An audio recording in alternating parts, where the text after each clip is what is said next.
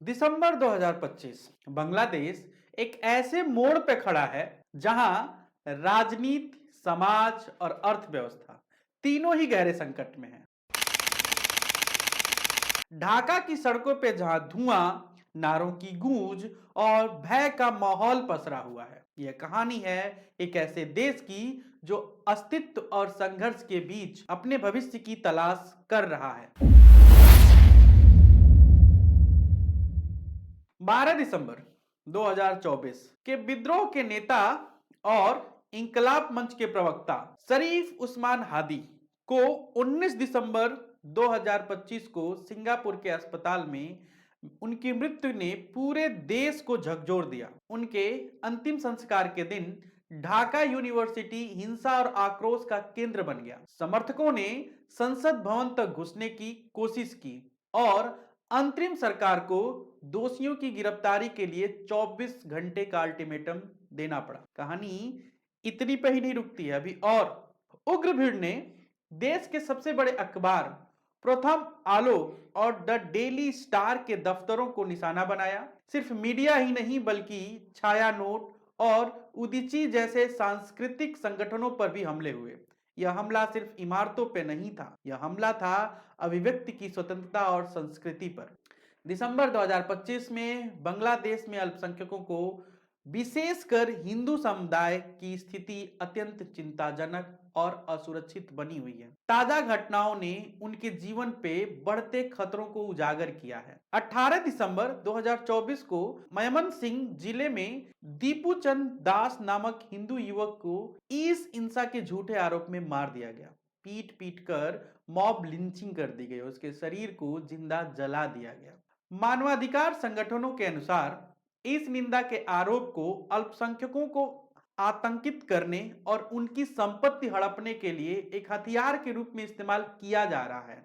अगस्त 2024 से 2025 के बीच अल्पसंख्यकों पर 2400 से अधिक सांप्रदायिक हमले दर्ज किए गए हैं। कुछ तो हमले दर्ज ही नहीं किए, जिनमें हत्या, मंदिर में तोड़फोड़ और महिलाओं के खिलाफ हो रही हिंसा भी शामिल है। रिपोर्ट के अनुसार पुलिस की प्रतिक्रिया अक्सर धीमी या नदारद रहती है। हजारों घटनाओं के बावजूद बहुत कम गिरफ्तारियां हुई हैं, जिनमें से अपराधियों में कानून का डर ही खत्म हो गया है। भारत ने बार बार अल्पसंख्यकों की सुरक्षा पर गहरी चिंता व्यक्त की है और सुरक्षा कारणों से चटगांव में अपनी वीजा सेवाएं निलंबित कर दी है। छात्रों के नेता शरीफ उस्मान हादी की मृत्यु के बाद उपजे राजनीतिक शून्य और कट्टरपंथी समूह के बढ़ते प्रभाव ने अल्पसंख्यकों, ईसाइयों और स्वदेशी समूहों के लिए जोखिम और बढ़ा दिया है। दिनाजपुर में हिंदू नेता भावेश चंद की हत्या की खबर ने अल्पसंख्यकों की सुरक्षा पे गहरे सवाल खड़े कर दिए हैं। प्रदर्शनकारियों का आरोप है कि हादी के हमलावर भारत भाग गए। ढाका और चटगांव में भारतीय मिशनों के बाहर हिंसक प्रदर्शन हुए हैं। भारत ने सुरक्षा चिंताओं के चलते वीजा सेवाएं बंद कर दी और 4096 किलोमीटर लंबी सीमा पर बीएसएफ को हाई अलर्ट पर रख दिया। पेट्रापोल जैसे मुख्य बंदरगाहों पर व्यापार लगभग 60% गिर गया। मोहम्मद यूनिस के नेतृत्व वाली अंतरिम सरकार ने ऑपरेशन डेविल हंट का दूसरा चरण शुरू किया है। 12 फरवरी 2026 को चुनाव होने हैं, लेकिन क्या यह चुनाव शांति से हो पाएगा? बीएनपी के नेता तारिक रहमान की 25 दिसंबर की वापसी की घोषणा ने राजनीतिक तापमान को और बढ़ा दिया है। महंगाई 10% से ऊपर चल रही है और बैंकिंग क्षेत्र में दबाव बना हुआ है। भारत बांग्लादेश व्यापार प्रभावित हुआ है और सबसे बड़ी चिंता शेख हसीना के जाने के बाद पाकिस्तान और चीन का बढ़ता प्रभाव है।